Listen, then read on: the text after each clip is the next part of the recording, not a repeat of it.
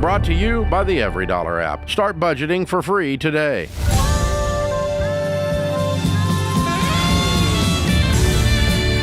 Live from the headquarters of Ramsey Solutions, it's The Ramsey Show, where we help people build wealth, do work that they love, and create actual amazing relationships.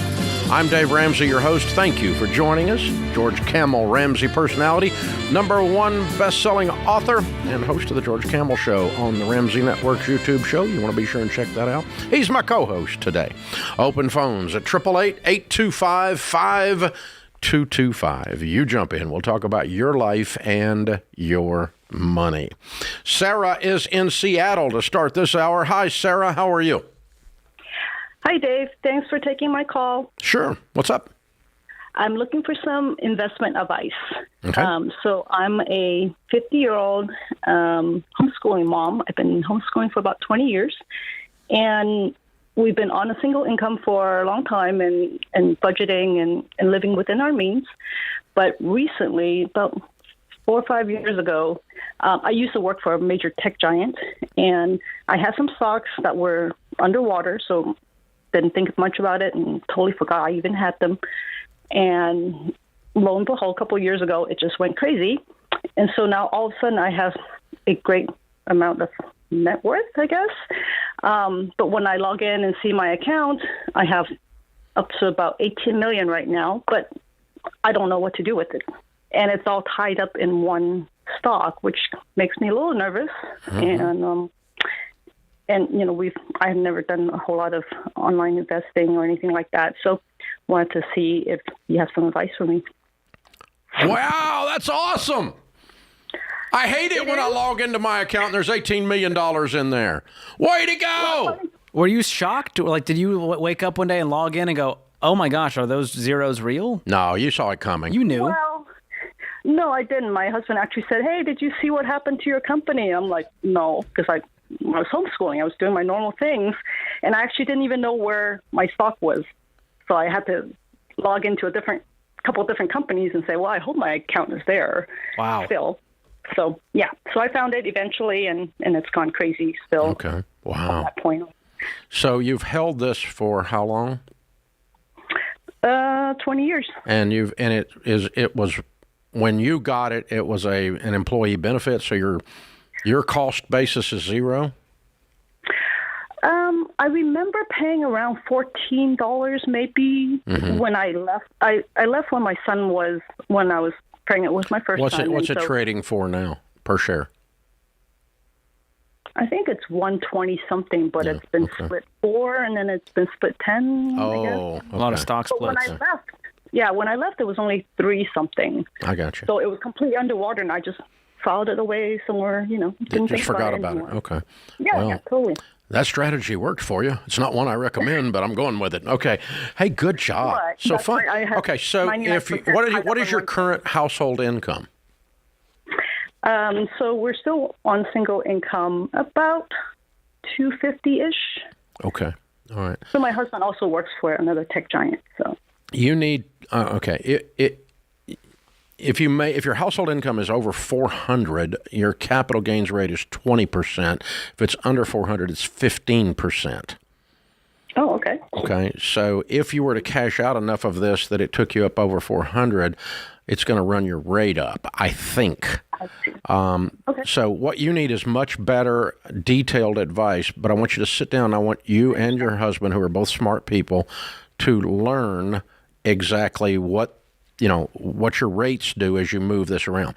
It's very, very scary and unwise to leave all of your money in one thing, regardless of what the story is of how we got there. I understand. Okay. Because this thing turned right side up, but it used to be $3, and it could be that again, hypothetically. I doubt it, but it could be. Okay? Right. I'm not predicting that. I don't even know what the company name is. I don't want to know. It doesn't matter. The concept of diversification gives you safety, not having all your eggs in one basket, as they say, and you probably heard that, right? Right, definitely. So common sense says we need to get some of this off the table. The faster, the better, but being wise about tax rates as you do it. Okay. Okay, but so let's say your husband makes 250, and if I'm right, and I might not be, I'm sitting here questioning. I don't know if it affects. I've got the number here, Dave. If you want, I know it's gone up a little bit. Is it over 20%? It is 20%, but the number, if it's married filing jointly, it's 583. Yeah, but I don't know if capital gains activates that number. That's based on your household income for the year. Your AGR, okay. Yeah. It may. So if you only cash out $150,000 a year. What's the max? Okay. What's the max she can cash out? What's the top income rate before it kicks in? $583,000 this year. They keep up. If you only cash out $300,000 a year, you're never going to get diversified. Okay. It would take a long time. But if you go over 300, you're probably going to go from 15 to 20% capital gains rate. Follow me? Yes. Because the rich must be punished, including homeschool moms. Just ask the bozos in Washington, okay? So anything we can do to do that, but the first $300,000 a year is a no-brainer, but that's not really moving very much of $18 million. Exactly. You got to live to be 300 years old to get it all moved around. So you're probably going to take some tax hit. And what your analysis is, what your consideration is am I willing to give up 20% of, say, $1 million? Am I willing to give up $200,000 out of $1 million in order for it not to all be in one thing? I see. I am, if it's me, but I'm not going to. I'm not going to be in a rush. I want to do some of it, but I sure wouldn't want this thing to turn upside down and you end up with half your money because you didn't move it over 20%, right? Right. Well, I think our whole mindset is just really different than maybe people who come onto your show or go onto your programs, because I've never lived with this kind of money, and I have no need the intention of money, living that way. but I have no need for any of this money. Yeah, but you've been given the responsibility to manage it. True. So we want to be wise. We don't want to look back and say we were unwise. Not because you're going to go buy a Lamborghini. That's not the point. Okay? Right. Because you're not. That's not who you are. You just said that. Right. But we also don't want to give up more in tax money than we have to give. And so some of these tax rate things are possibly moving in a different administration. So it could be next spring or next year. Congress passes with a different president, a different tax law. That could happen. I wouldn't sit around and count my chickens on that one either way. But so I want you to sit down with a tax professional and with one of our SmartVestor pros and begin to get some investment advice. If I'm you, even if it costs me some money, I would rather have the safety than I would the extra 20%. So what are we talking about here? 3.6 million moves it all. So instead of 18, you've got 15 or 14. Right. But it's all moved and it's diversified and it's safe. And you've reset your basis and everything higher. And then you can invest it in something less volatile and a little less risky. Yeah, if you did it all at once, that's probably what you're facing, max. Would you rather have 14 diversified or 18 undiversified? I'm probably a little of both, I'm probably somewhere in the middle of that. But I'm moving some of it, and I'd learn how. So get with a SmartVestor Pro, get with a tax ELP, learn about the taxes, learn about the investing. Wow, congratulations.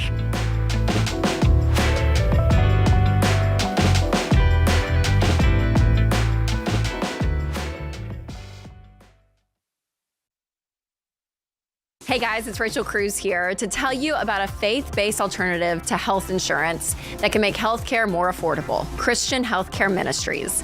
CHM allows members to share each other's healthcare costs, and it's as easy as 1, 2, 3. Step 1, choose the healthcare provider you want. Step 2, submit your eligible bills.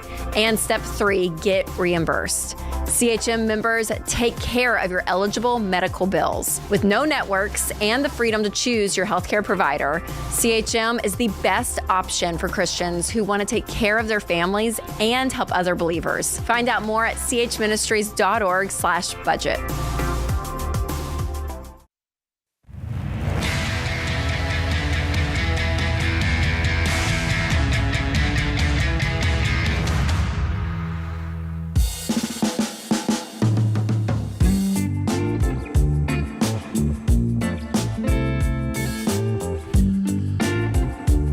If you haven't downloaded the Ramsey Network app yet, you should. It's completely free, and everything on it's completely free, and it's the way you get all of our shows, audio and video, all of our shows, and including the President Trump interview that I did last week. It'll land on the Ramsey Network app tomorrow, and you can check it out. Also, you can ask questions there. You can search the show by subjects. You can say, hey, I want to see different times that George Kamel has answered a question about car leasing. Boom, it'll all pop up. I want to see the time that George Kamel answered a question about sell the horse. I knew it was coming. There we go. It's going to pop up. You're trying to spike the horse search numbers, Dave. That's it. You're rigging it. There we go. There's a reason to do it. You can create hate. All just the horse people all hate you. That's what will happen. Equestrian community. I'm trying to make You can amends. even ask questions by email, George. And today's Ramsey Network app question is from Linda. Linda asks, I'm 81 and I own 8 rental houses to supplement my Social Security. The houses have a value of approximately $75,000 each and are paid for. The insurance on them run about $10,000 a year. I'm considering canceling the insurance and putting that $10K in a high-interest savings account annually. It would not be devastating if I lost one of the houses. However, it would lower my monthly income. What is your opinion? Well, the insurance is created there to divert the risk to the insurance company instead of you. So, Dave, she's saying, well, Dave, I can handle the risk. I'll pay the extra. If I need to replace this entire house, here's the thing. I don't think it's going to cost $75,000 to replace that house in 2024, even if that's what she paid for them. Well, she said they have a value. But do you think to rebuild a house from scratch, I she don't could know do what it? how kind of house it is. I can't understand why there's a $10,000 insurance policy on a $75,000 house. That doesn't make sense. Confusing. There's something wrong with that number. Unless you live in Florida, which would give you a reason to keep them all insured. Did you notice what just happened? And so, because the thing that bothers me is if you self-insure and one of them burns, I agree.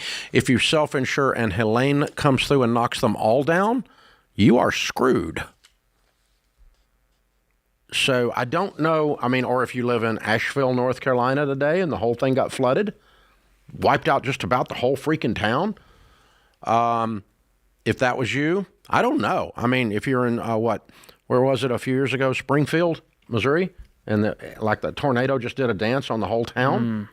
Remember that? Yeah. Tore up half the dadgum town. A singular loss, yeah, you could self-insure with those numbers. So first thing, Linda, is there's something wrong with your numbers if you're not in Florida. I think she's saying the total $10,000 a year across the 8.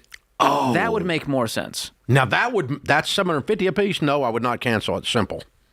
So you're talking a little over $1,000 for each rental is what she's paying for insurance, which tracks. That makes a lot more sense. Okay, you're right, George. Okay. I was reading this wrong. We both I had brain farted. $10,000 a piece to insure a $75,000 house would be nutso. Okay. So she's going to save a But total now if you're of in $10,000. California, or you're in Florida, or you're on the Texas coast where you've got a hurricane problem, we're seeing the property and casualty market completely go bonkers. So getting homeowners insurance is bonkers in some of those areas. They've been dropping people. Some of you that live in Amarillo don't know what that means, but that's still, it's nuts in those towns. And we're sitting here at this moment having just experienced a hurricane as we're broadcasting this. The nation has experienced a hurricane. This is my reference to Florida and Asheville, the flooding from the hurricane. So now, Dave, you own a lot of property. You pay insurance they're on all all fully of them. insured. And it's not a big part of your Now, world as far as the rentals go. I do carry a large deductible on the rentals. Which lowers the premium. It's probably $5,000 or $10,000. So she could do that if she wants to save some money. And that would probably cut her 10 by 20 or 30% if she hasn't already run. I would run a large deductible, but if you're only paying $10,000 for 8 properties, no, I would not drop my insurance. Not worth it. No. Hopefully the rentals pay out way more to where this is a small cost for you. Yeah, that's I could survive if I lost any one of my properties and self-insure through it. I have not chosen to for the dollars. I'm willing to pay those dollars to transfer that risk. It does make sense to me, and I'm not going to recommend at 81 that you do that. But pretty cool question to be sitting there at 81 with 8 paid-for properties and still be asking how I can save money. That's a way to supplement your Social Security.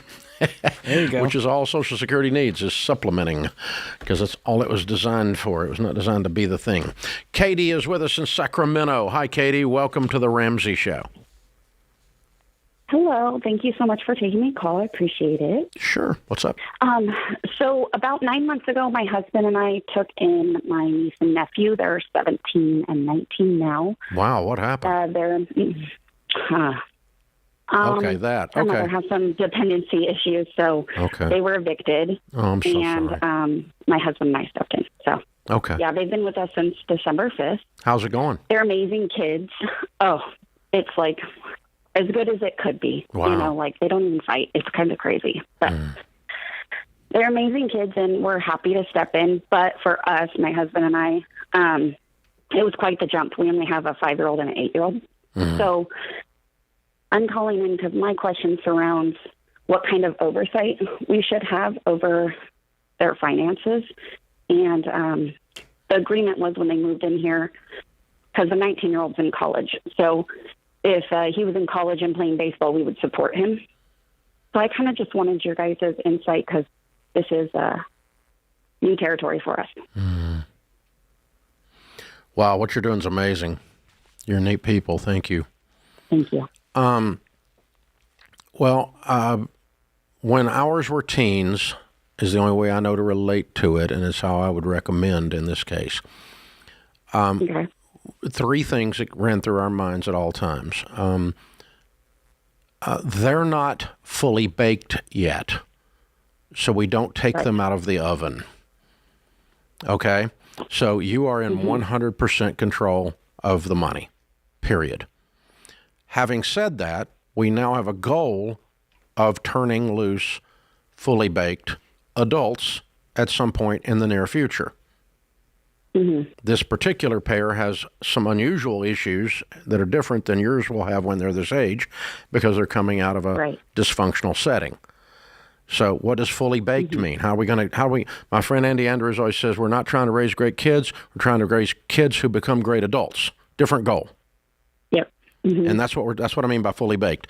So what I'm going to do is, even though I'm maintaining complete control, I'm going to talk through everything with them and the why behind everything as a part of their adult training them to become an adult. Okay? So the only reason I'm keeping my hand on the wheel is so you don't wreck. I do want you to learn to freaking drive, though. Okay? And so we're sitting down and we're talking through choices and decisions, and the why behind wisdom and the why behind impulsive, stupid 4-year-olds trapped in 17-year-old bodies. Why we're not doing that and why we are doing the other. So here's the thing. We want you to finish college and not mess up your money. And so, yeah, you're going to play baseball and, yeah, you're going to get the grades, and all that's more important than beer drinking. Hello. Right. And so we got to talk about it. For example, he got Okay, so it is fair to ask, it sounds like. And no, it's not fair to ask. It's fair to tell. Okay. I'm going to tell them, but I'm going to tell them the why. It's not because you need anything out of this relationship or you need any of their money. I'm teaching you to brush your teeth so you have some. I'm teaching you to study because people who embark on a continuous journey of learning are those people we call successful.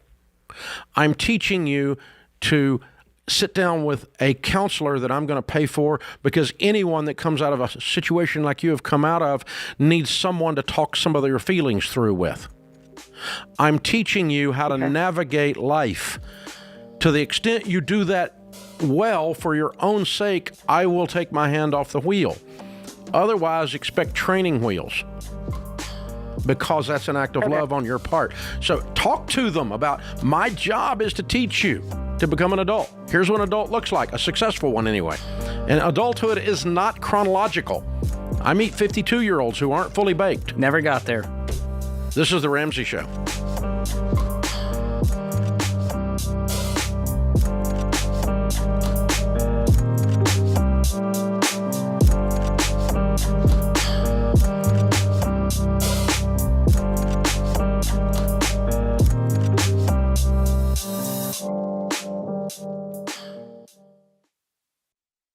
Your home is probably the biggest purchase you'll ever make. And with the real estate market like it is now, you'll need a mortgage company you can trust. That's Churchill Mortgage. You guys, buying a home is not a button push. It's a process. It takes building a relationship with an expert who will dig into the details and give you peace of mind without busting your budget. Churchill is one of the highest rated lenders in the country, and they're Ramsey trusted because they do what's right for you. Go to churchillmortgage.com to get started.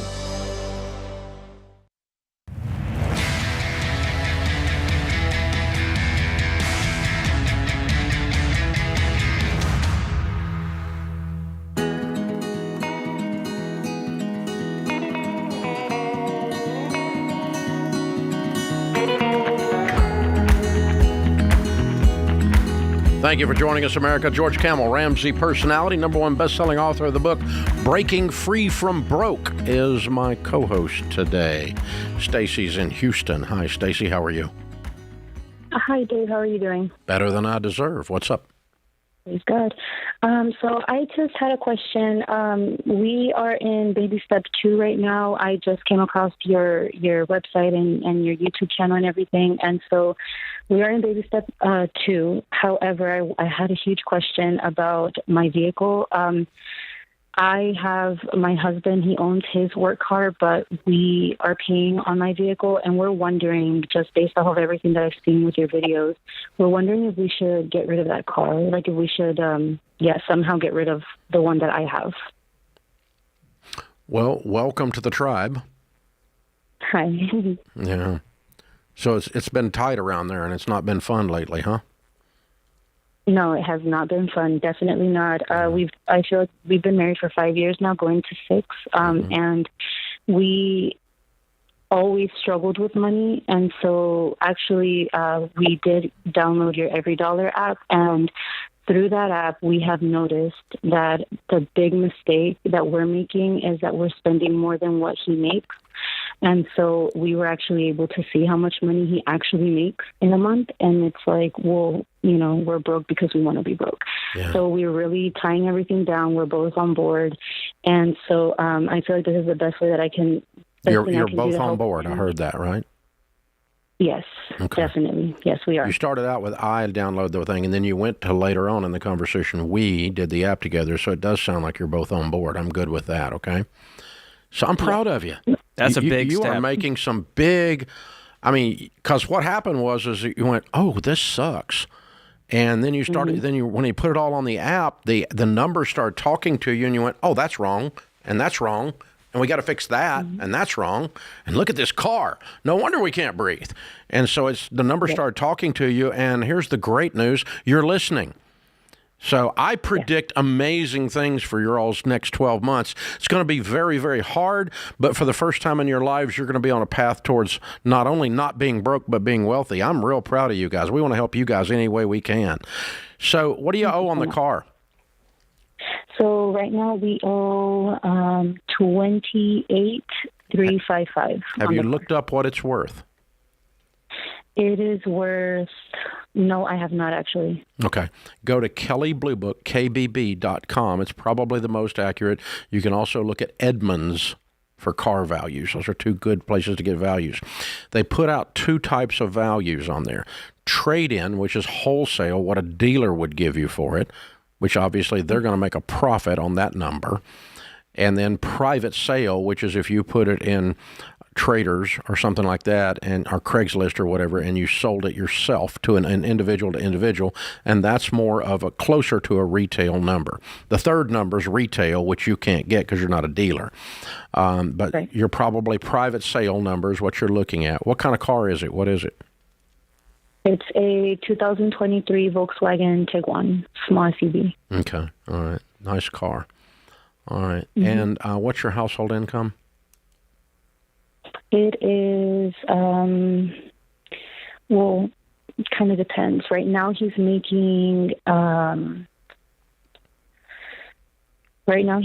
about, worst case, a week it's 1,881, but it's looking more like 2,394. It depends. His hours are different. So if he gets OT, he gets a couple grand a week. Yes, he does. Mm-hmm. Okay, so we're talking about six figures. So he's making $70,000-$80,000 a year, depending on overtime. Yes. Mm-hmm. I mean, up to 100, but probably not getting $2K every week. Okay. That's take home though, isn't it? Yes, this is take home. Okay, that's good news. What other debt do you have? So we have, let's see. So we have we have one credit card that has 867 on it. We have a loan. Our AC busted. We had to redo the unit, and that right now the balance is 2015. We owe my dad 10,630. The car payment and the house. Okay, that'll do it. If I woke up in your shoes, yes, I would sell this car. Right. You're right. It's the one thing on the list that just screams at me in your numbers, like it did at you when you wrote it down, right? Yes, sir. That's one of the only things you can sort of undo in this mess. Yeah, the rest of it you're going to have to claw through and live on beans and rice and beans. You've heard that already on the website. Didn't take you long to get to that number. And scorched earth. We don't eat out unless we're working in that restaurant. We don't see the inside of it. We're not going on vacation. He's picking up all the OT he can. You're selling so much stuff the kids think they're next. And you're going to get this mess cleaned up. Yeah. And here's the beautiful part. With the numbers you just gave me, if he can get more overtime rather than less, and you sell this car, you're debt-free in a year. Yeah, actually, I was going down the numbers, and we went at it like a gazelle running from the hunter. I mean, we put God above everything else as well, and that really spoke to us. And we've been, studying the Proverbs scripture that you mentioned in the video with the baby steps. And so we're looking at paying two of these loans or two of these debts. We're paying these off by the beginning of November. Yeah. So, yeah, this is great. And then the loan that we have with my dad, everything is great there with the family, but we do need to pay this back, obviously. Yeah.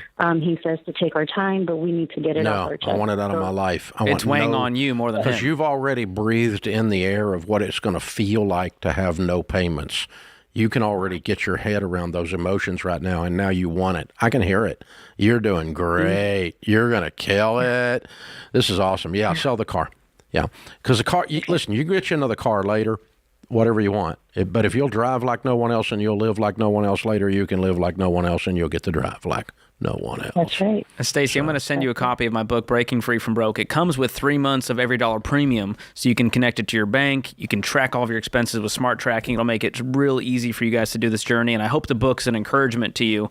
But you guys are already there. Yeah. I mean, the way she's talking, this debt might as well already be paid off. It is so interesting, George, that over the 30-plus years of doing this, that I talked to somebody making $200,000 a year and they got $40,000 worth of debt. They don't think they can do it.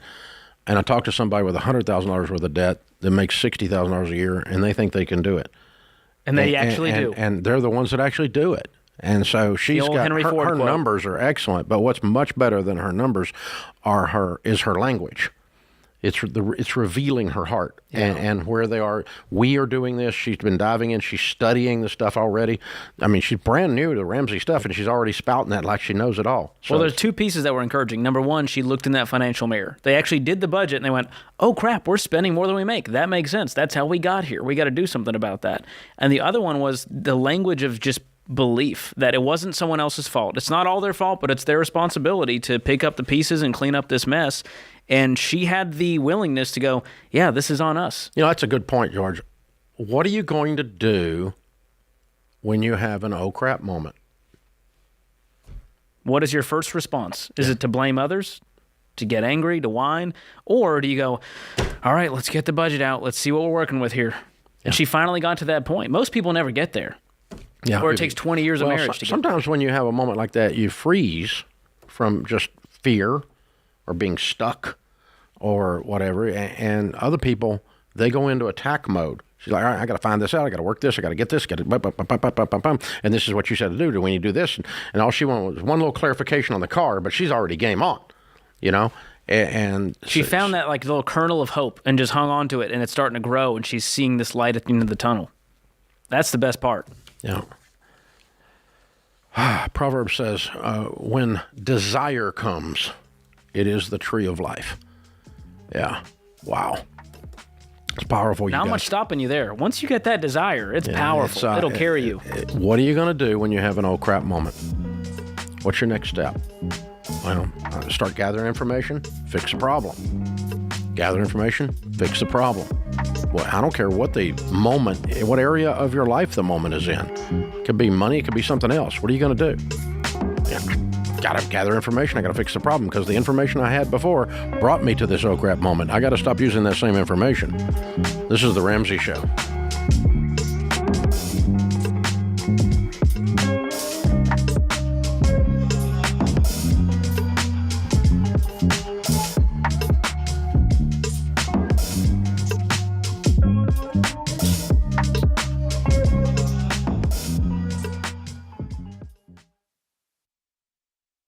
I've been doing this show for over 30 years, and some of the saddest calls I've taken are from situations that are completely preventable.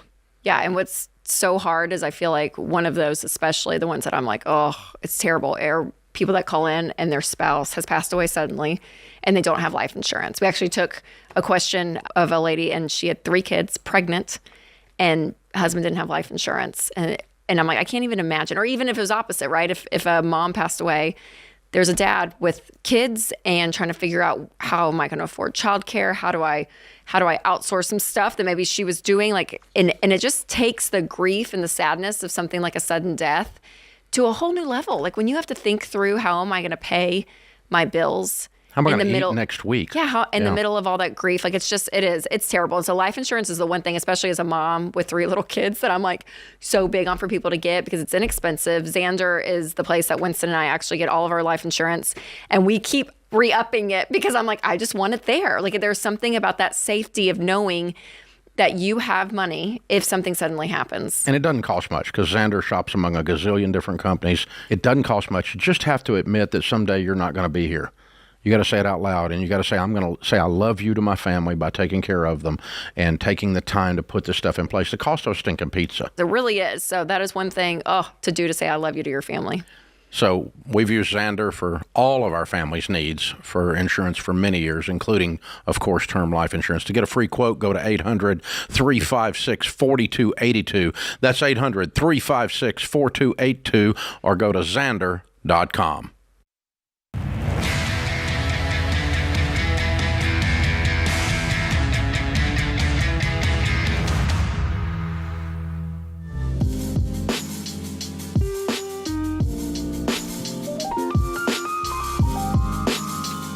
If you're not keeping up with us on social and other miscellaneous things, you might not have heard this.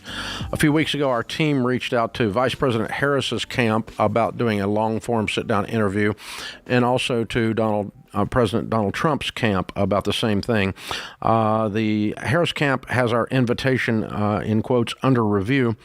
The Trump campaign accepted, and I flew to New York last week, and on Thursday spent some time with President Trump, just sitting down talking about ideas. My goal there was, I think it was accomplished, you can watch it for yourself and decide, was to have a discussion about what could happen if he got to do the things he wants to do. What are ideas? Not about trashing the other side. We got that, okay? Both of you, we got it, okay? And not about what you used to do. I don't really care what you used to do, except as it's an indicator for what you're going to do. That's all I care about. And so what are the ideas? Because I'm kind of tired of all the 4-year-old bickering and whining. I would just like to know if you're really going to do something. And I'm not confused. I know, folks, and I continue to tell y'all, and I told him that what happens in your house is more important than what happens in the White House. But just the same, we are in a political season, so it's nice to hear from the different camps what it is you're actually going to do. What are your ideas? What are the things you believe? And because those things do matter. They things like the economy. Yeah, there's a thing right there. So we talked about the economy a lot. We talked about taxes, oil. We talked about parenting. We talked about leadership. And it was a good interview. What about golf? Did that make it in there? We actually did talk about golf. I worked that in. So there you go. To which he asked if I was any good. Oh, wow. How do you respond to that? I had to answer honestly, not really. Yeah, I'm a 13, and he just kind of snickered. But there you go. Okay. Which means I'm a mid-handicapper and so on. Anyway, it's fun. It'll be out tomorrow on the Ramsey Network app. That's which you October can 1st. download for free. October the 1st, tomorrow. You can download the Ramsey Network app. It'll be on there tomorrow. I guess at midnight tonight or whatever, they'll put it on there. And then on Wednesday, October the 2nd, the episode will be on our YouTube channel and on our podcast channel. So wherever you listen to the Ramsey show or wherever watch you it. listen to Ramsey Network stuff, it's all free. We're not charging. We're not doing it. It's just, I just think it's important to have civil discussions, even arguments about ideas. I don't mind arguing about an idea, but all this other stuff, it's out of control, and it's ridiculous. It's just nuts, as far as I'm concerned. Now, some of you love it, and some of you are so mad about everything. You're just mad because I'm doing this interview, and you're like, I'm never listening to Dave Ramsey again. Well, you weren't listening to him to start with, so no big deal, really. I mean, you might have had the radio on or the After 30 years, the things you've said, if that's what finally did it, I'm impressed. Yeah, I mean, really, you were really looking for something to be pissed about. Me reaching out to both camps to interview them and sit down with them that's the thing that did it for you. Okay, well, good for you. So, because some of you people hate Trump or hate Kamala so badly that it's just, y'all are nuts. Y'all have lost it a little bit out there. Dial it back in. Seriously. You can be angry about an idea. I'll fight with you about an idea, but that's just, y'all, some of y'all have lost it. Your ability to do critical thinking around this stuff is bizarre. Anyway, enough of that. So it'll be fun. The opening question is about the economy. And so that's the opening question in the interview. And you check it out again on the Ramsey Network app on Tuesday, October the 1st, Wednesday, October the 2nd. It'll be all over everything. So, and it was fun. I've never done something like that before. I've interviewed a couple of presidents or past presidents in the past, but not during an active political season. I did have presidential candidates on one year during the primary season. Okay. So I ended up with, like, Ben Carson came on. Oh, that's right. I remember that. And some others. And Vivek came on after he lost the other day, but he's been a friend. He's come on before. Nikki Haley's come on before. She's now going to do a podcast and called the other day to see if I would come on hers, which I will. Wow. She's been on here 3 or 4 times, but we didn't even end up talking to them when they were running this time. We could have, but we just didn't. So, but it's interesting to talk to these people because most of them are just, they're wired a little different in order to want to do that job. There's something cool and something weird about it, So, it's just fun to be in a situation like that. Anyway, yeah, that's cool. Talking too much about it. Check it out. We'd love to have you watch it. All right, Monica is with us. Monica is in Virginia Beach. Hi, Monica. How are you? Hi, Dave and George. Thank you so much for taking my call. Sure. So my question is, should I cash in my investment account to jump to baby step 4? Are they in a retirement account? They're both in the S&P 500 in Fidelity. One is in a Roth IRA, that's $25,000, and then an individual account for $27,000. And my 401k has $5,000 in it. And your debt is how much? $22,000 from real estate. It's on a credit card, but it's from buying properties. I kind of overshot a little bit. Oh boy, what's the interest rate on that? It's pretty low. You still got the property? I do. I bought 2 in 1 year. I had saved up $100,000. This is all before I found you, so I did everything a little bit backwards. So I made some mistakes, and then I did some really good things. So I'm very grateful. My net worth now is $500,000, but it's from so much grinding and struggle. Renovating these 2 properties by myself, getting them rented. So I'm thankful. Okay, so you have. Let me stop you. Good. Way to go. Sorry. Congratulations. I'm glad you got here, and I'm glad you're making some adjustments to solidify and stabilize the situation. So let me make sure I understand. You have $27,000 in a non-retirement account, right? Yes. And you have $22,000 on a credit card, right? Right. Mm-hmm. Okay. Now, if you didn't have either of these, would you go borrow $25,000 on a credit card in order to put it into an S&P? Right. No, I would not do that. Effectively, that's what you've done, isn't it? Yeah. You didn't mean to, but accidentally, that's where your balance sheet has ended up. Right. exactly. So I wouldn't touch the retirement accounts, but I would cash out this other non-retirement investment account with $27K. You will likely have capital gains. I don't know how long you've been investing in this, but account for that. Make sure you've got the money on hand to pay that after you've got the credit card knocked out. But this is I'm getting you debt-free today. I love the idea of you getting to baby step 4 instantly. Thank you. Right, but that would only be, so if I cashed in both of those, it would be about $22,000 in taxes. So I'd have. What do you mean both? No. We said I know. You had $27,000 in The individual. S&P. Right. The individual account has $27K, right? That's just one account? And that's not in a retirement, right? Right, it's not. Okay. What would be the tax? How would you have tax on that? Oh, isn't there like 40% taxes basically? Like you're No. taking it out early? No. Oh, really? No, you're not taking it out of a retirement account, right? There's well, no this is penalty good here. news. Okay. Yeah, there's just going to be capital gains taxes in that account, which could be, depending on your income, 0, 15, or 20%. What's your household income? About 85. Okay. 15% of your gain, how much it's gone up in value since you put Which I money think is into that nothing, account. actually. How much Yeah, money did you put into that $27,000 account? I think all 27. Okay, you'll have no It was tax. 26. Right. You'll have no tax. Wow, I didn't realize that. It'll be a That's few actually bucks. Yeah.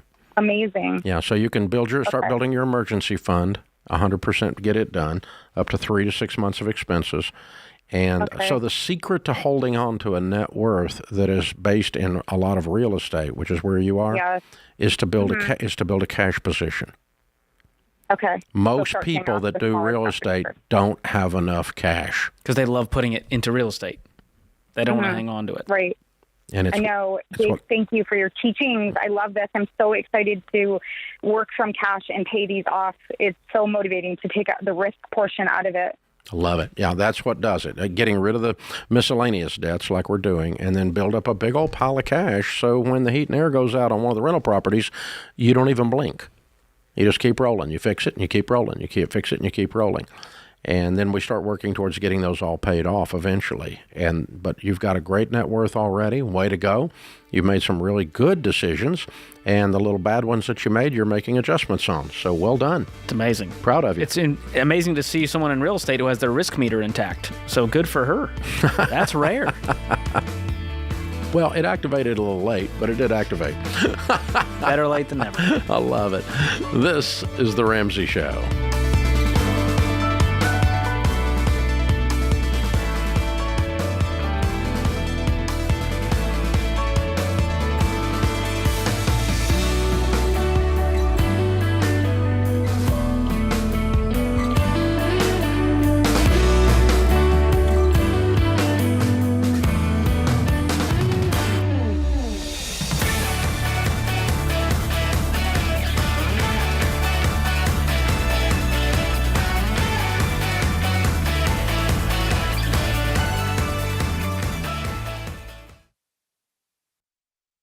Before we get to the next caller, I got some good news for you. Even when this portion of today's show runs out of time, there's still plenty more for you to tune into.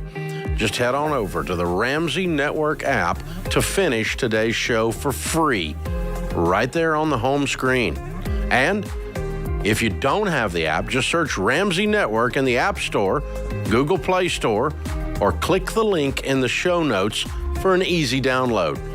You never know what call's coming up next. So finish today's episode in the Ramsey Network app today.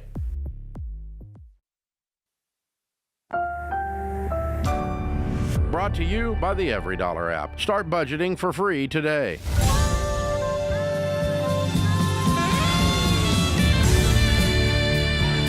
Live from the headquarters of Ramsey Solutions, it's The Ramsey Show, where we help people build wealth, do work that they love, and create actual amazing relationships. George Kamel, Ramsey personality, #1 best-selling author of the book Breaking Free from Broke, and host of the George Kamel Show on the Ramsey Networks. He's my co-host today.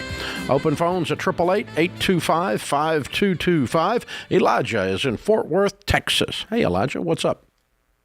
Hello. Thank you for taking my call today. Sure. So I am looking to take over my boss's business. He is moving out of state the end of this month. and he will be handing over his clients to me.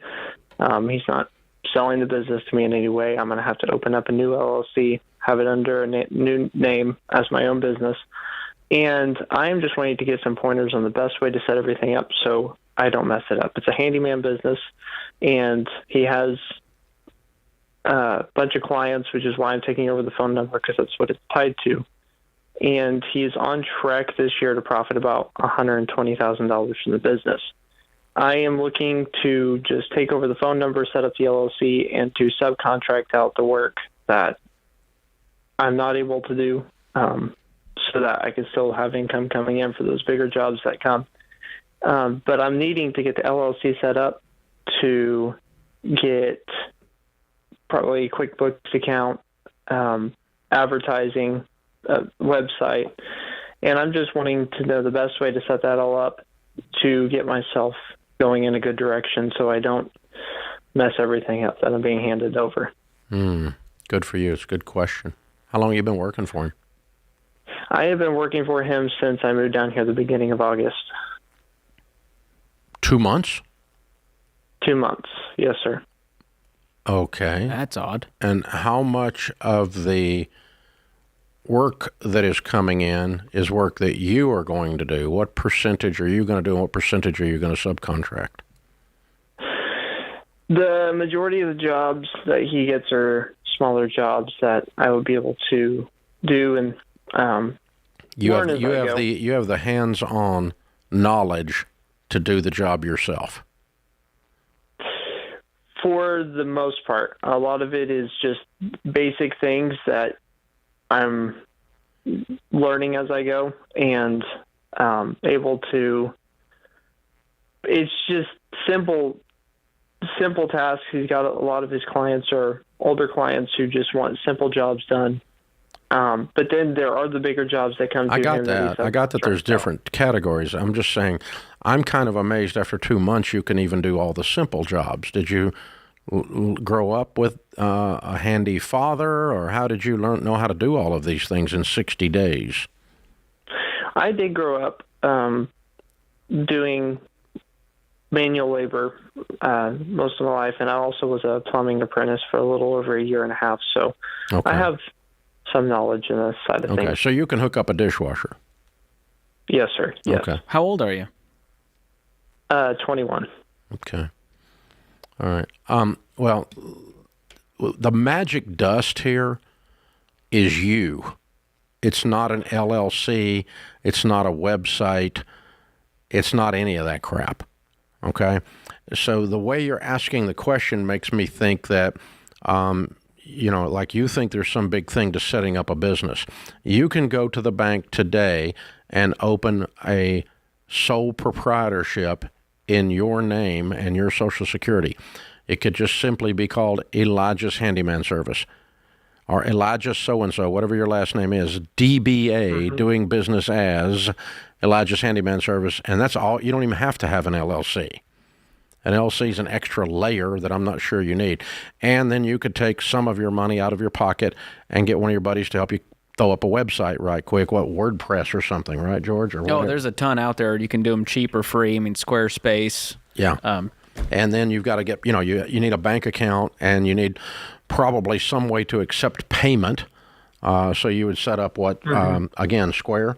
Yeah, you can do Square. I mean, my handyman, he uses Venmo and has a business Venmo. You need both. But truly, your client Maybe list PayPal. Sounds like your client list doesn't really use websites. I mean, it sounds like they're old school. The way he built this business was probably word of mouth. The phone number being transferred is important. So all of that's fine. If you also want to open an LLC, that's fine. But honestly, if I'm in your shoes, I wouldn't fool with it right now. Until I figure out if until you get this thing rolling. Make sure you can actually complete these gigs and the customers are satisfied. And then I'd consider, how do we grow this thing? And because you have to let all the customers know the business is being taken over by me, right? Right, because when they start calling that phone number, it's not going to be tied to him anymore. Yeah, it's going to come to you. And so, I mean, do you have a list of the customers with their phone numbers? He has a whole list of contacts that he'll be sending to me. When he sends that to you that day, I want you to sit down and start calling. I want you to call them all in 2 days. Okay. and say, I'm going to specialize in making your life amazing. He has left the building, Elvis left the building, and Elijah is still here. Okay? And so, and I'm going to be there. I was one of the guys already doing the work, and if you need anything, I'm here for you. Just let me know, but I wanted to contact you and let you know that you're going to hear a different voice when you call this phone number, and establish a relationship with them as much as possible, as quickly as possible. Don't wait till they call with a need. Okay, and then would you recommend that I get any sort of insurance for my own personal protection, or you think I should just wait to do that until later on? I mean, you can, but you don't have to do it immediately. I mean, call an insurance broker. Okay. A broker is someone who represents many different insurance companies, and they will then represent you and shop around and get a little inexpensive business protection policy, a liability policy, just so if they ask, you can say, yes, I'm insured. But that's really the only reason, because there's not the likelihood of them suing a 21-year-old for hooking up a dishwasher is almost zero. Right. You're not exactly a target. Right. Unless you burn their house down, you know what I'm saying? And so, and don't do something illegal, don't do something outside of code, don't do something along those lines. But, you know, when you're hauling off some trash and doing a little weed eating and hook up a dishwasher and fix one little leaky pipe, you're fine in freaking Fort Worth, Texas. Nobody's going to bother you. When you need an LLC or when you need insurance is when you start having some money and or making some money, and then the customer or someone else perceives you as a target. But you're not exactly target rich right now. Okay. And then would you recommend that I go ahead and wait to subcontract out jobs until later on? I'm fine if you do it now, as long as you can manage it. But I think your primary thing is get these ones that you can do, and I think you can make $100,000 doing by yourself. And then you could have had an employee and take it to $200,000 and never subcontract a single thing. But if you get something that's out of your depth, don't take it. Hand it off to one of the subcontractors or bring one of them in, one of the two. Either send them the lead as a favor and then build up a group of people that owe you favors. Or bring them in and you manage the job if you want. I don't care, but I think your primary income base is you. Elijah, you're the secret sauce here. Not LLCs, not insurance, not subcontractors, not websites. It's you. You're going to rise and fall based on your effort. Get them.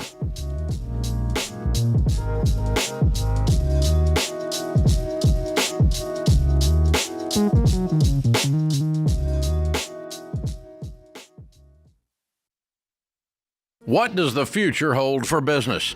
Ask 9 experts and you'll get 10 different answers. Economic growth or a recession. Business taxes will go up or down. AI will help us work, or it will replace us all. But there's no such thing as a crystal ball. That's why more than 40,000 businesses have future-proofed themselves with NetSuite by Oracle, the #1 cloud enterprise resource planning system. Ramsey Solutions uses NetSuite, and you should too. Whether your company's earning millions or even hundreds of millions, NetSuite helps you respond to immediate challenges and seize your biggest opportunities. With one unified business management suite, there's only one source of truth for the visibility and control you need to make quick decisions. NetSuite's real-time insights and forecasting help you see into the future with actionable data. And when you're closing the books in days, not weeks, you can spend less time looking backward and more time focusing on what's next. And speaking of what's next, download the CFO's Guide to AI and Machine Learning at netsuite.com/Ramsey. It's free at netsuite.com/Ramsey.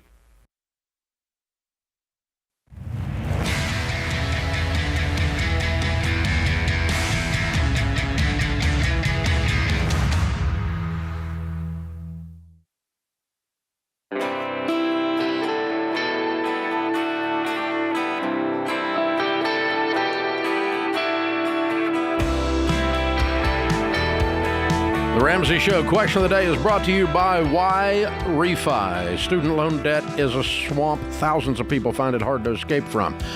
Don't be another statistic in the student loan swamp. For distressed private student loans, there's Why Refi. We trust Why Refi because they help you with a low fixed interest rate that you couldn't get anywhere else to help you stick to your budget and get out of debt. If you've got a private student loan that's in trouble, they're the people, guys. This is it.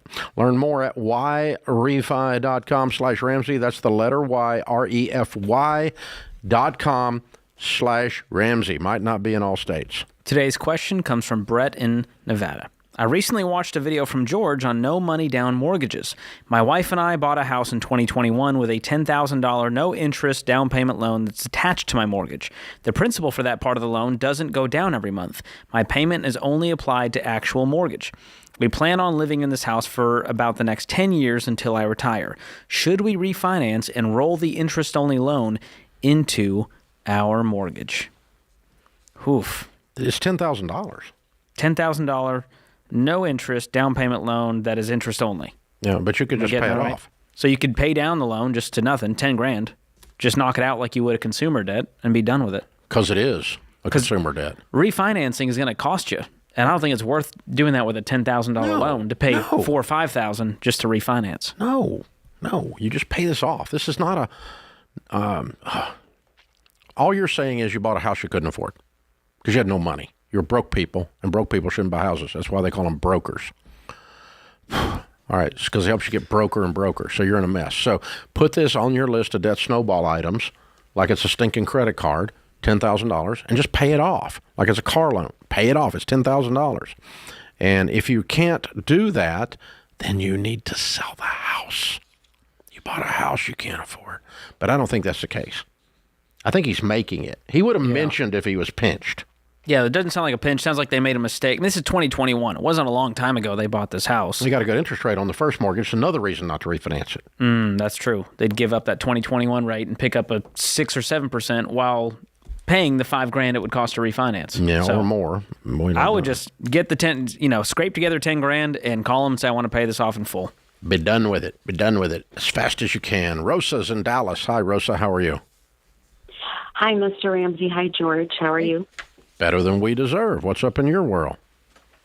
I'm doing just as well. I have a question today. My parents are 85 and 82, and they have a will. But my question is a will enough to keep probate court out, or do they need a trust? I can give you some backstory if you need to. What state are they in? They're in Texas. What's the probate tax rate? Do you know? I do not. I have no idea because luckily I've never had to be the executor of anybody's will. Mm-hmm. They do have me as their executor, but we're trying to, if it's possible, to not pay taxes. They have right now is... Well, that's not possible. You're either going to pay legal fees to build a trust that looks like taxes, or you're going to pay taxes. Either way, you're going to be out some money. So what is the size of their estate? So they don't have much. The main thing on their will that is an asset worth fighting for would be their home, which is worth right now $264K. What will happen to it when they pass? So the way they have it written is obviously whoever supersedes the other will keep the home, but once they're both gone, I as the executor will put the house up for sale, and the idea was to split the profit amongst all the siblings, which currently they have 11 on the will. If there's any probate tax that can come out of the proceeds of that, it won't be substantial. Did you find it? I've been looking here. I'm not seeing it quite yet. I'm trying to look. George is trying to look up, see what it was in Texas, because I don't know off the top of my head. I don't think it's much. But in most states, it's 3 or 4%. Okay? And so we're talking about, $6 or $8,000 and at most.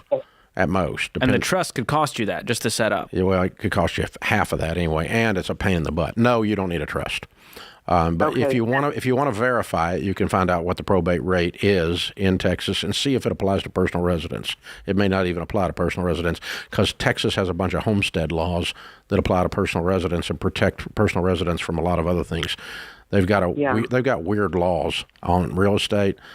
because they're not really a state, they're a republic. Just ask them. I'm kidding. But but anyway, yeah. So yeah, they do have they have a lot of laws that protect the home. And it might even do that there on the estate side. I don't know. I don't know the law, but if you could look it up real easy or talk to an attorney. But the only thing you could do is if you move the house into a trust, then the trust is liquidated. You might run into some capital gains there that you don't want to run into. So I think you're better off just to let it happen with the will. But I you could double check and see if my math is off. Let's pretend, okay? Let's pretend they had a 10%, which would be an unbelievably high probate tax on $250,000. That'd be $25,000. And let's pretend it costs $4,000, $5,000 to put together a trust. Well, then you might look at it, right? Right. But if it costs $4,000 or $5,000 in taxes or $4,000 or $5,000 in the trust, I'm just going to pay the taxes and not screw with the trust, because it has one more layer of stupidity you got to deal with as the executor when both of these pass. But just gather up a little bit more estate planning knowledge than Dave and George have about Texas. And you're doing good. I can't find anything that says there's a probate tax. It sounds like you have your court fees, attorney fees, but it doesn't sound like there's a special tax. Yeah, you're going to have that everywhere. But most states have a tax on it. I truly don't know. But it says inheritances are generally not subject to state or federal income taxes in Texas. You may be I'm zero. not saying anything about probate here. Maybe zero, which makes this a mic drop for sure. It's will only. You don't need I'm telling you, there's a lot of Texas is a very tax friendly state. So to the people that live there, not to the government. So it's one of the reasons that people are moving to Tennessee, to Florida, and to Texas in droves. No income because we tax. don't have an income tax. Most of us don't have hardly any estate tax at all. Florida has none, and that's one of the reasons it's the retirement capital of the freaking world before all this stuff happened, and everybody left New York and California and went to those three other places. But that's what's going on. You always see migration. Policy does cause migration, because if you got $20 million and you're going to get taxed on it if you don't move, and if you do move, you're not going to get taxed on it. Well, we're moving. We're loading up the truck and leaving Beverly. Hills, that is. So there you go. It's an opposite movement of the old Beverly Hillbillies, right? So anyway, that's a good question. Very cool. Anchorage is with us. Abby is calling. Hi, Abby. How are you? I'm good. How are you guys? Better than we deserve. What's up? Good. So my husband and I took out a home equity line of credit earlier this year. And after we did that, we decided that our income to debt ratio was a little bit out of control. So we decided not to use any of that money and just to pay off our debts first. Good. And we have paid a lot off. We still have a bit remaining. So my question how much? is, do we have remaining or have we paid off? How much do you have remaining? About 27,000, a little under 27,000. And your question's what, hon? My question is, should we continue what we're doing with the debt snowball and pay off this debt that we have with every extra penny that we have, or should we start putting some money aside as well so that we don't have to use the home equity line of credit and go further into debt? I'm sorry.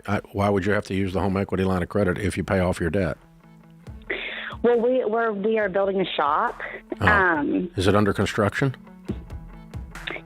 Everything that we've done so far, we've paid out of pocket. Do that or don't do it, and no more debt. The secret to getting out of debt is quit borrowing more. Hello. That's your first step. I'd shut down that HELOC. Do it at the speed of cash. Yes, definitely. Good question. Good answer, George. This is The Ramsey Show.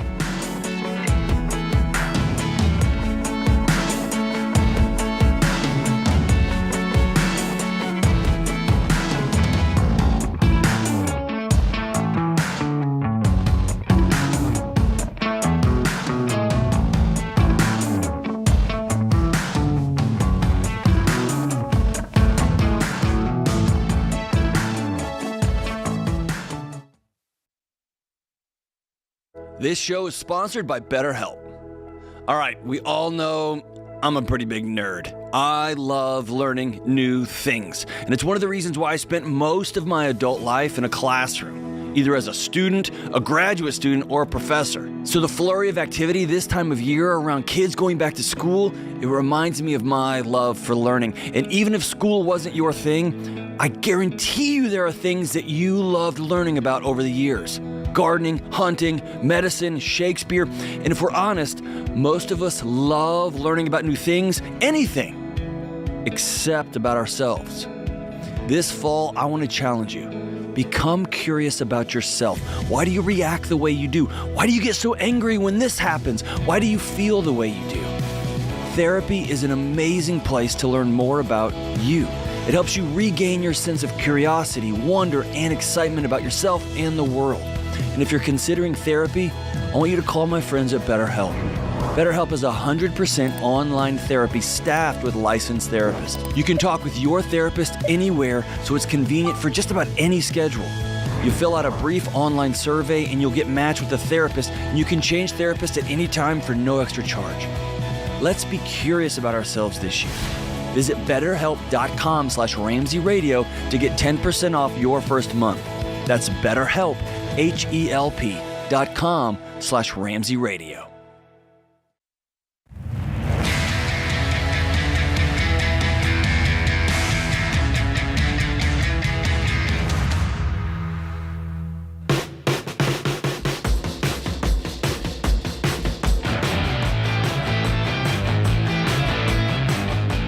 Wow, what a week I'm having.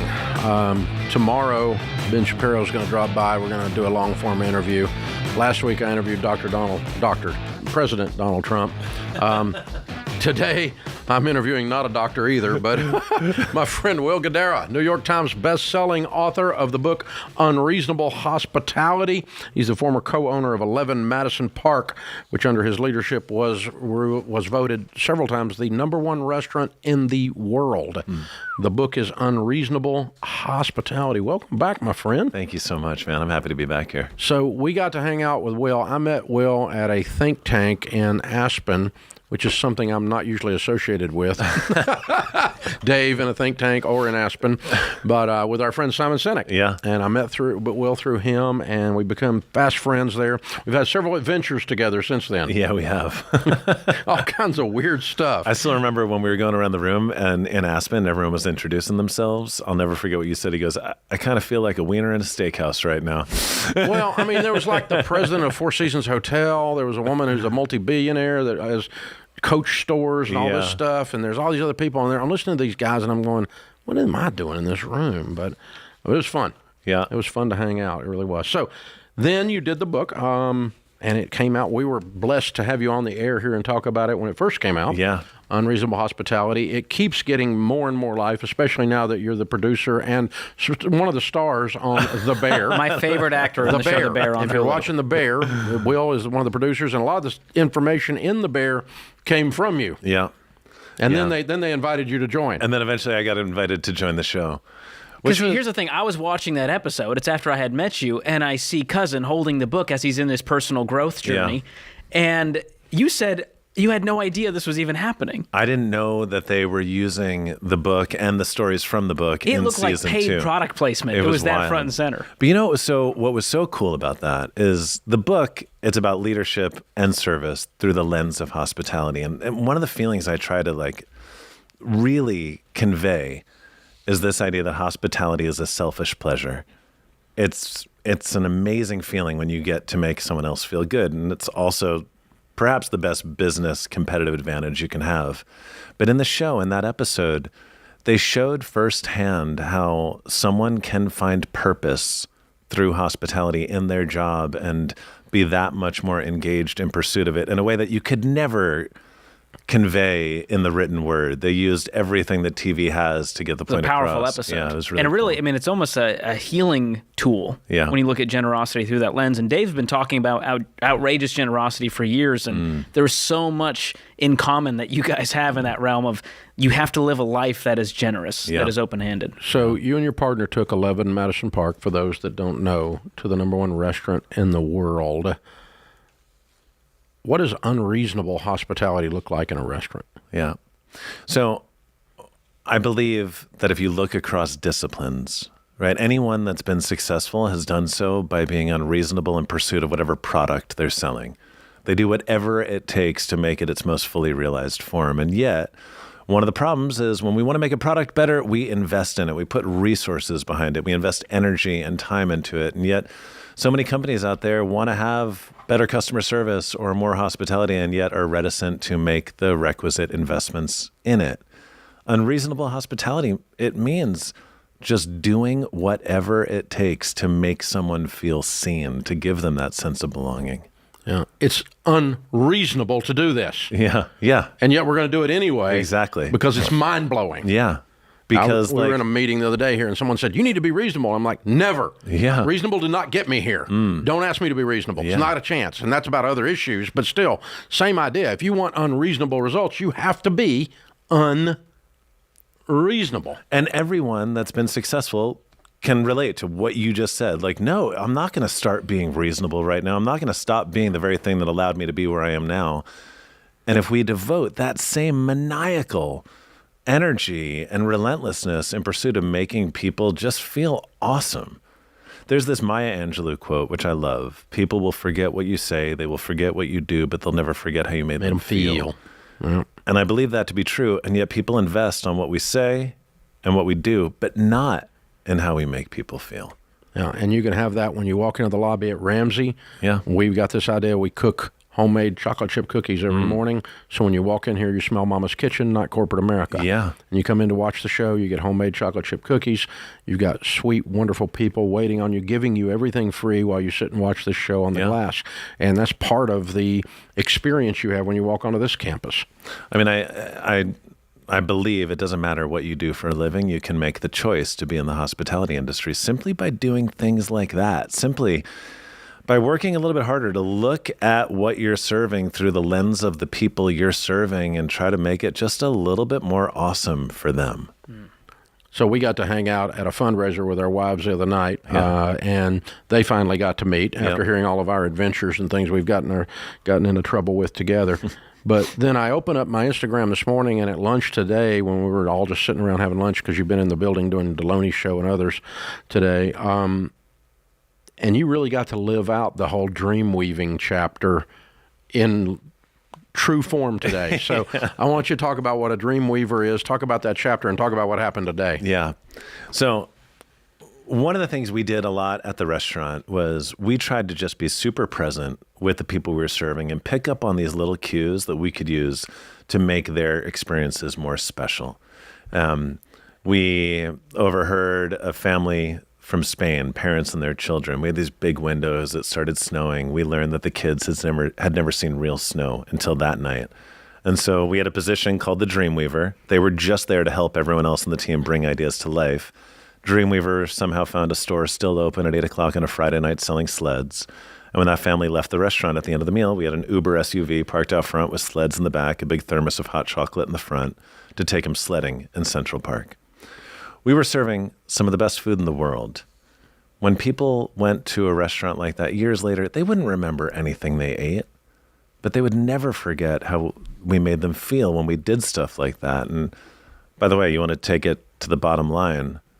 Every time we did something like that, it ultimately yielded higher profits because you give people stories like that to tell. What do you think they're going to do? They're going to tell them over and over and over again. Because while this is a very expensive meal, it doesn't cover Uber and sleds. No. Those are investments. Although you lost money on the whole transaction, top to bottom, probably. On that one. Probably. But every dollar... no, it was an investment. But every dollar I ever spent on that was far more impactful than any dollar ever spent on traditional marketing. Because the people can do your marketing better than you can ever do it yourself. Forget the Facebook So ad. why did you name it Dreamweaver? After the iconic song by Gary Wright and the story... Because you are a child of the 80s. I am a child of the 80s. And so that was today... the guilty pleasure chapter. Well, today I did a talk this morning at the Grand Ole Opry. And I was doing this talk. I was speaking to a company there, and I was standing on the sacred circle, and I was talking about the Dreamweaver, and I could not help but sing that song a little bit because I wanted to make sure it was very clear when I got off that stage I made my Grand Ole Opry debut today. Yes. You can finally say it. Yeah. I don't know if I've heard your singing voice. I mean, this scares me just a little. We'll leave it for the Grand Ole Opry. It scares me a little. Wow. But a great picture of you standing in the circle at the Grand Ole Opry. You've got a lot of accolades now, and the Bear now Emmy. I mean, it was just sweeping the Emmys. Yeah. It was all anyone could talk about, and it's got to be cool to now be producing the show that your book was featured in, and they go, hey, you're going to be producing this next season, and now you're an actor. I mean, you were in the final episode. I was so excited to see you in there. Sitting next to my wife, actually. Wow, that's special. No, man, you know what's so cool is being a part of that show. What I saw was them not only sharing the stories of the book in the show itself, but them living the ideas of the book and how the show was run and produced. And it showed me that if a television set can embrace these ideas and be more impactful as a result, then truly anyone in any industry can. And in the last 2 years since the book has come out, I've spent time with everyone from the Dallas Cowboys to JP Morgan to Sotheby's Real Estate, and literally everyone in between, all people who recognize that if they are as unreasonable in pursuit of people as they are in their product, pretty cool things happen. Wow. The book is Unreasonable Hospitality by my friend Will Guidara. One of our top speakers at Entree Summit a couple years ago. Thank you, man. Fun stuff. Be sure and check it out. It is a #1 bestseller, and there's a reason. Thanks for stopping by, my friend. Thank you, guys. I appreciate it.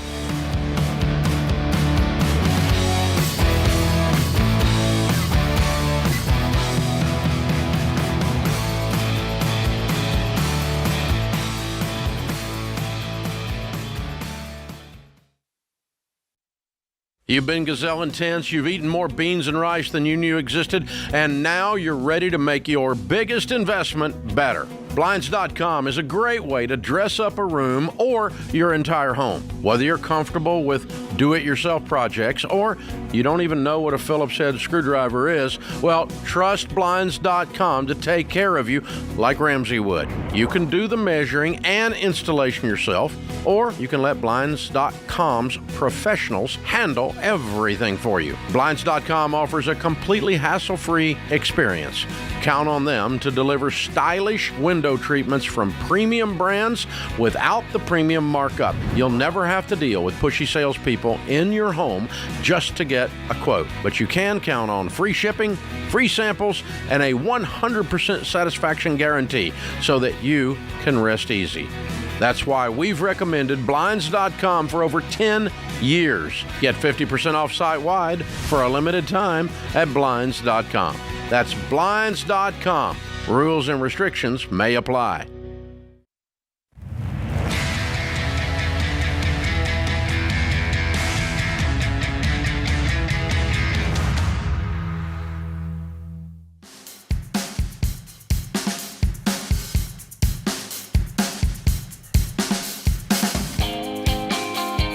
Guys, time is running out to book your cabin on the Live Like No One Else cruise. If you are baby step 4 and beyond, we invite you to join us. This is a premium Caribbean cruise, Turks and Caicos, Puerto Rico, St. Thomas, Bahamas, on Holland America's one of their newest ships. It is premium, and I don't go on the other kind. I'm kind of spoiled these days. So if you want to come out, hang out with Ramsey personalities, including me and Sharon, all week long, plus many others. Dina Carter, Stephen Curtis Chapman, comedian Trey Kennedy, world-class chef Manit Chauhan, and more. You can book your cabin today at RamseySolutions.com/cruise. We're 90-something% sold out. And so if you don't get your cabin booked very soon, you will have FOMO. You will not only have fear of missing out, you will just be missing out. I can't believe you didn't say, don't miss the boat. God, it was right there. It's a soft toss. So don't miss the boat. There we go. There it is. It's good. We'll edit that in post. I like that. That's good, except there is no post.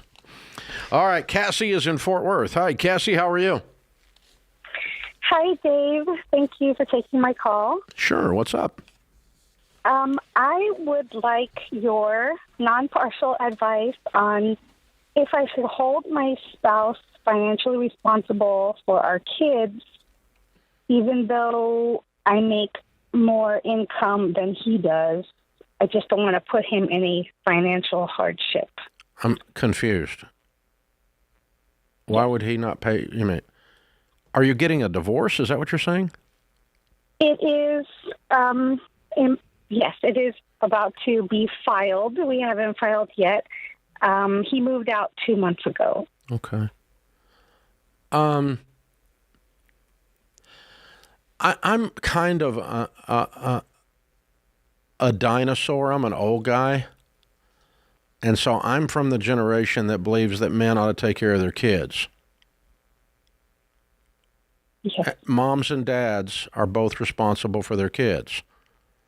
I know that's kind of weird in a culture where everybody's lost their dadgum minds, but yeah, and if it causes him financial hardship, well, why? Work more. You brought these kids into the world, you helped pay for them, period. You signed up for the trip, Bubba. You get to take the trip. So that's why every state in the United States has child support laws. Yes. Because that is the moral and ethical thing to do. So what do you make? Yes, I agree. I am a military veteran, and between my pension and VA benefits, I bring home $7,500 a month. Thank you for your service. What does he make? He brings home $2,800 a month. Okay. Well, child support is based on a percentage of his income. It is not based on just take all of his money and he has to be homeless. Yes, sir. It's 25% for 2 kids. But Okay. he's saying that he cannot afford that and he will end up in jail. I'm so sorry. I'm so sorry. I don't care. It's the law. It's not you being greedy. 25%. It's not got anything to do with you. What is this guy? How long y'all been married? How long you been married to this guilt trip agent? 11 years. Yeah, he's been doing this a long time, hasn't he? Yes, sir. I have been enabling a lot of irresponsible. He's a mama's boy financial- from now on. Mommy always took care of him, and he doesn't like it when things are hard. Bless his little heart. I'm sorry, I got no sympathy at all. Can you tell? Has nothing to do with greed. It has to do with babies. 2 babies. Dude, you pay for the babies. That's how it works. Simple. You take care of your children. It's called ethics. It's called morality. It's called manhood, for God's sakes. You take care of your children. It's that simple. And if you don't like what is left over after 25% comes out of your pay, go make more money. Go work more. Go get more jobs. And 25% will come out of all of it. And that's what the state of Texas says, apparently. I didn't know that, but that's okay with me. Yes, It sir. costs more than 25% of $2,800 to raise 2 kids. Agreed? Yes, sir. Yeah. So good. Glad you got good on you. You got some money. You're not being greedy. You're saying you should do A, what the law says, and B, any man ought to be willing to take care of his children. That's not you. It's not you're not collecting the money and buying a Lamborghini with 25% of $2,800. Exactly. That's what I told him. I'm not going on vacation. You don't need to with it. negotiate with him anymore on this. You just say, see my lawyer, see my lawyer. It's hard to negotiate with a scumbag. That's kind of part of the problem here. We were going to not have lawyers. Yeah, you need a lawyer. Can't afford it. You need a lawyer. So, You need a lawyer. all right. Yeah.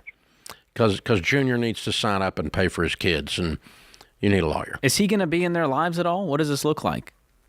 He's wanting to say that he is going to see them 50-50. That way he doesn't have to pay child support.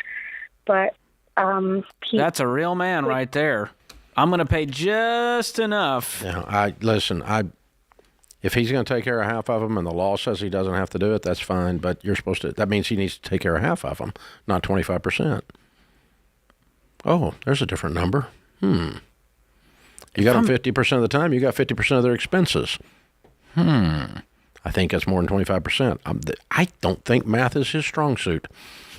I might be wrong, but yeah. I just can't imagine thinking I'm going to hang out with my kids for financial benefit so I can save some money. I guess I'll hang out with them. That's disgusting. Well, I think here's the core problem is you're trying to have an argument with someone who left and you don't need to have an argument with them. You just need to have an attorney that says this is what we're going to do, and you guys need to lay it down, and this is what the law says. And if you want 50% visitation, that's fine. You got 50% of the expenses of everything associated with them. That goes with the territory, and that's going to be a lot more than 25% of $2,800. So if his only motivation in seeing them 50% is he thinks he's going to get out light, then he's going to figure out, hopefully start doing that 6th grade math thing. It'll catch up, and he'll start to figure out it's more than that. But if he is actually wanting to be in their lives 50%, then I'll call him less of a scumburger than I did a few minutes ago. That's fine. But that does mean, dude, you got 50% of the expenses. That's how that number works. So, yeah, you do need legal representation, hon, because you're trying to negotiate with someone that doesn't have any knowledge base in this law, and you don't either. So you got a little bit. You got the 25% number, but because I didn't know that off the top of my head. But morally, it doesn't make the wife greedy if the husband pays child support. It's the husband's job to take care of his children, just like it's the wife's job to take care of her children. That is not a greed issue, so don't let that drop on you. Wow. You're so old school, Dave. I'm telling you. But that's like common sense right there. You create a child, maybe take care of it. But it's sad. I mean, we've seen this, that divorce turns marriage into a business transaction. And for that, it's wise to have counsel saying, no, I'm not going to let you get hosed on this one just because his feelings were involved about what he thinks he should or shouldn't pay. It's not how it works. Yeah, his life's going to be rough.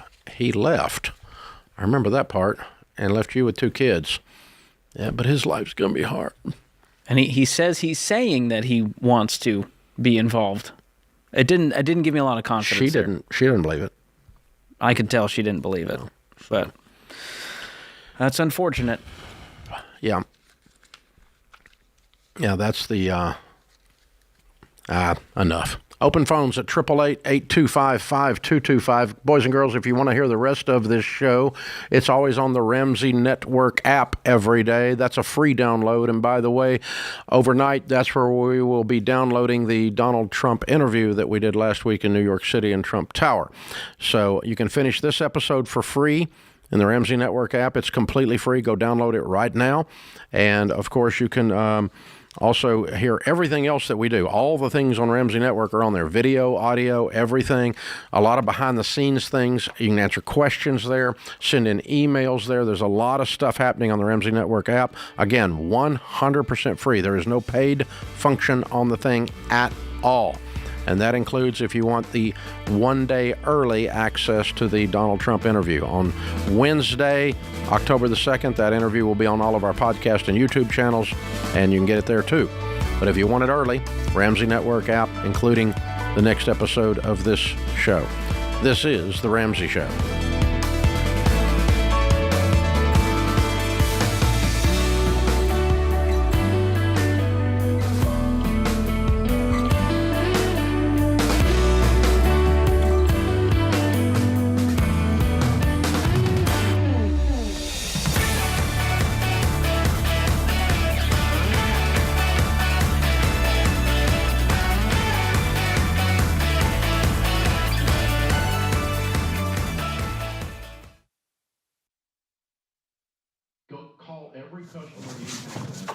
Hey, what are you still doing here?